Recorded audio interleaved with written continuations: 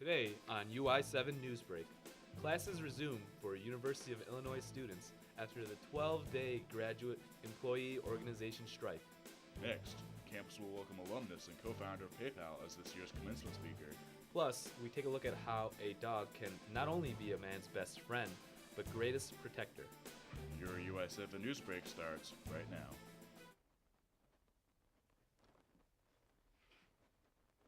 This is your UI7 Newsbreak. Good morning, I'm Chris Joe. And I'm Oli Caudell. After the graduate employee organization went on the longest strike in the university's history, a 98% ratification of the agreement finalized the end of the strike Friday. Now, undergrad and graduate students are beginning to return to classes at their regular meeting time and place. After receiving harsh criticism from students, faculty, and staff, U of I Provost Andres Congaleras apologized for his actions following the strike, saying, "We heard many voices on this campus, voices of confusion, anxiety, frustration, voices of suspicion, voices of disappointment, even rage. And I said things and I did things that were blamed as putting more oil on the fire that was amplifying those voices and criticized for being unhelpful. I regret this deeply, and I sincerely apologize for this." This comes after Congaleras was harshly criticized for being out of town during the strike for a conference in Arizona that was hosted by the company that partners with the U of I for online education. University of Illinois alumnus Max Levchin has been announced as this year's commencement speaker. The Ukrainian immigrant graduated from Illinois in 1997 with a degree in computer science. He has not only left his legacy at the university as the co-founder of the worldwide online payment system PayPal, but also as the former chairman of the board of the business reviewer Yelp. Levchin is currently the founder and CEO of the consumer financing platform Affirm. The University of Illinois will welcome Levchin back to his alma mater to give his commencement speech Saturday, May 12th. In a largely male-dominated industry, getting young women involved in agriculture has never been more important.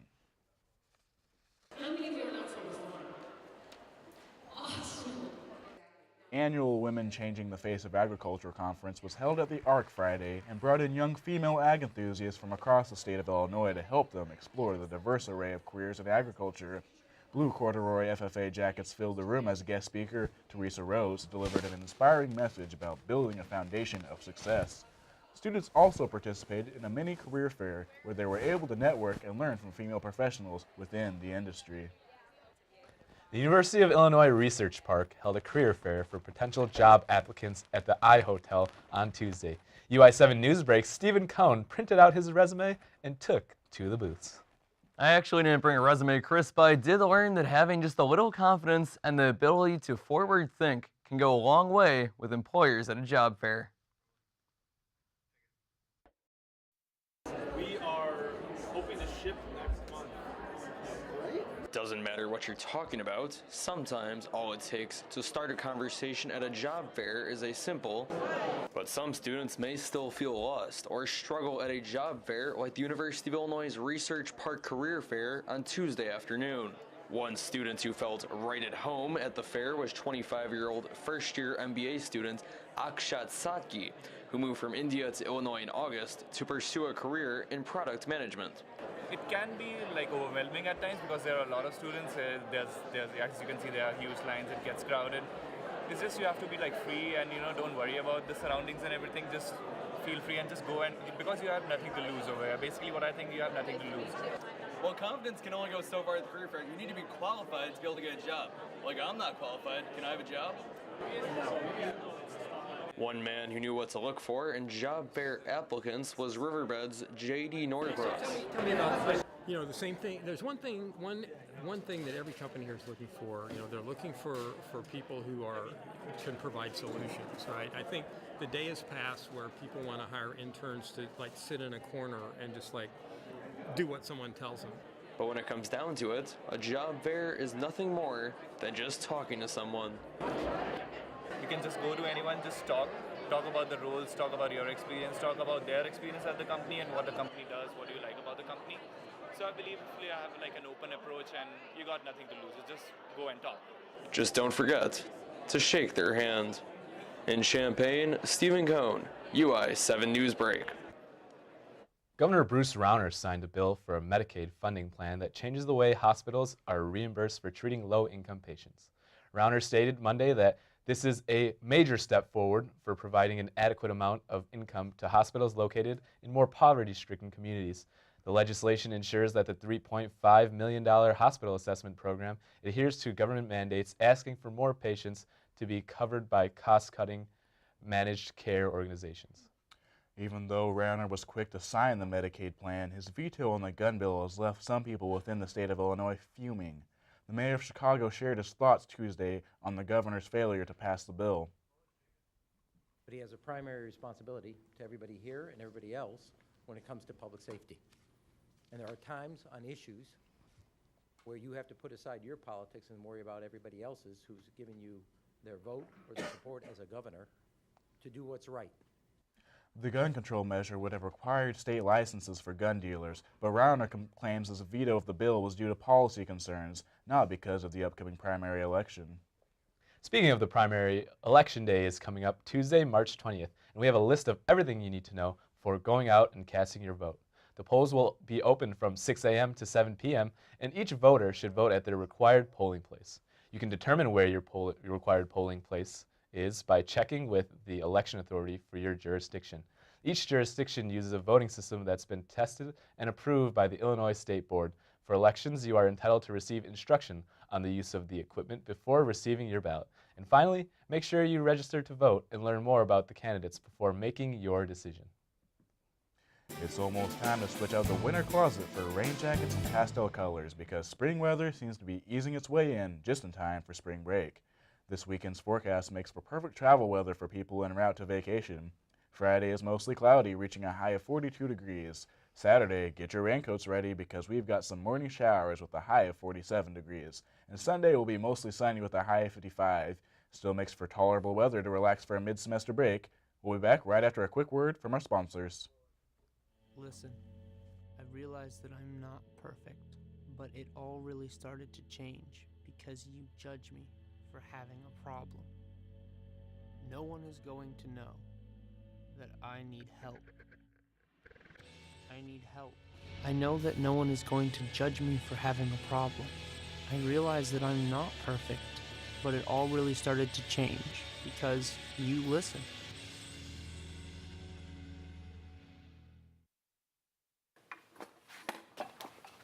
Did you hear about the pony with a sore throat? He was a little horse. Can I tell you a cat joke? Just kidding.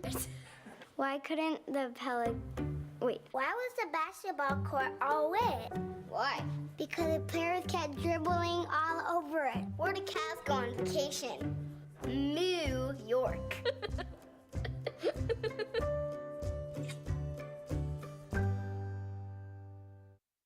What to expect when you're expecting Like here. a teenager. Today, I'm going to show you how to teen-proof your home. First step, hide the car keys. Preferably somewhere they would never look. Challenges will come up. Be ready for them. Hi, honey. Ready for the... Mom, you don't use mannequins in the mannequin challenge. You don't have to know it all to be a perfect parent. Thousands of teens in foster care will love you just the same. We are packing and getting ready for a well-deserved spring break. Before we start relaxing, we have one more show. If you aren't going anywhere this spring break, no worries. We have the perfect staycation plan. Plus, we get a behind-the-scenes look at Illinois Student Musical's production of Heathers. And we will introduce you to another amazing U of I student in this week's Who Am I? That and more this Friday on Good Morning Illini. Don't forget to watch us live on YouTube at 9 a.m. Now, more than ever, in a political era that pits citizens against its government, the millennial generation finds innovative methods of standing for social justice. UI7's Hina Raja finds out how UIUC's Social Music Collective uses its music as a tool of activism.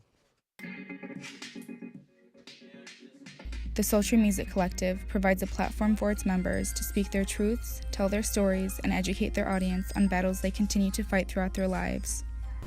It just helped me express, not having anything, But I mean, like a question that I ask myself is, what am I teaching?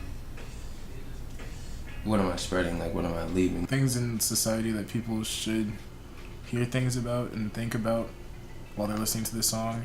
When I'm making music, it's just like I'm doing it for a bigger purpose that's even bigger than myself, really.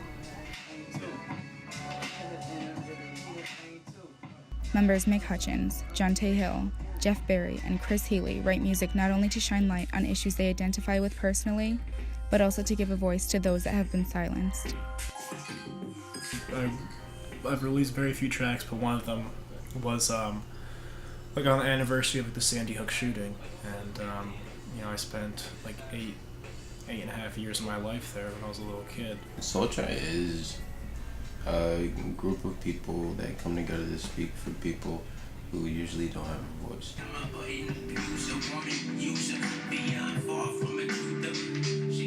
For the Soultra Music Collective, life comes full circle from the lowest to the highest peaks of their lives as they cope with their darkest demons through pursuit of their deepest passions. This has been Hannah Raja, UI7 News. Music is being used for a message at this year's iHeartRadio Music Awards. The ceremony took advantage of their national stage with a unique message.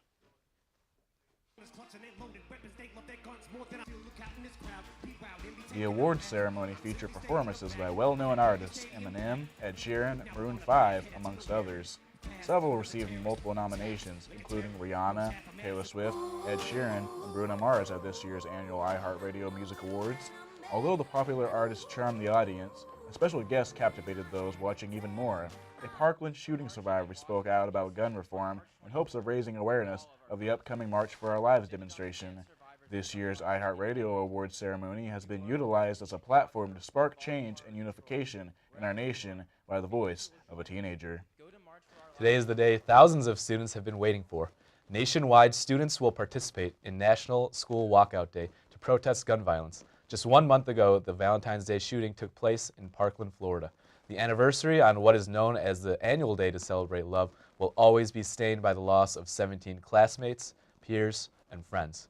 Students refuse to let the pain bring passivity, but instead a wave of activism for change. Spanning from Maine to Hawaii, students are expected to walk out of classrooms for new gun control measures.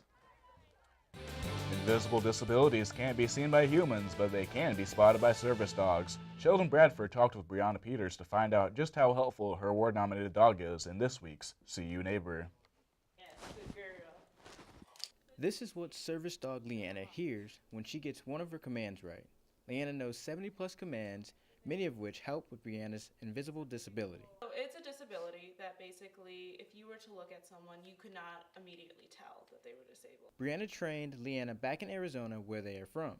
I was a service dog trainer intern, and so I was working with all these different dogs. And actually going in, I didn't even realize that they trained diabetic alert dogs. Training Leanna was not an easy task, according to Brianna, but she felt a connection with her that made her willing to work with the dog. So I took her home, and I just absolutely fell in love with her. And she had some struggles, like doing other things, and we connected really well. Leanna became an award-nominated dog because of Brianna's speaking out for the service dog community. I'm always really excited and really big in the service dog community about talking about all the work that she does. And diabetic alert dogs, like I said, aren't the most common type of service dog. Brianna's friends are also open to talking about Brianna and Leanna's relationship. I'm here with Estelle, friend of Brianna and Leanna, and she has more about the dynamic duo. From what she told me, Leanna was a little bit of a problem dog for them for a while, and they were gonna cut her from the program, but Brianna put in a lot of extra time and effort to train her.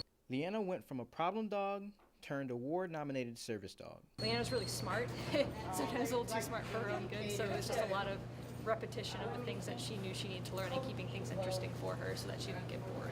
Brianna says she is thankful to have Leanna around. With the diabetic stuff, it's given me a lot greater sense of independence and safety, and also for my family. Sheldon Bradford, UI7 Newsbreak. Tell you what, Chris, that was just a doggone good story. Took the words right out of my mouth, partner. All right, and that's all we have for this edition of UI7 Newsbreak. For more stories, like us on Facebook. Or subscribe to our YouTube page. That's all the time that we have for this edition of UI7 Newsbreak. Thanks for watching, and have a great day.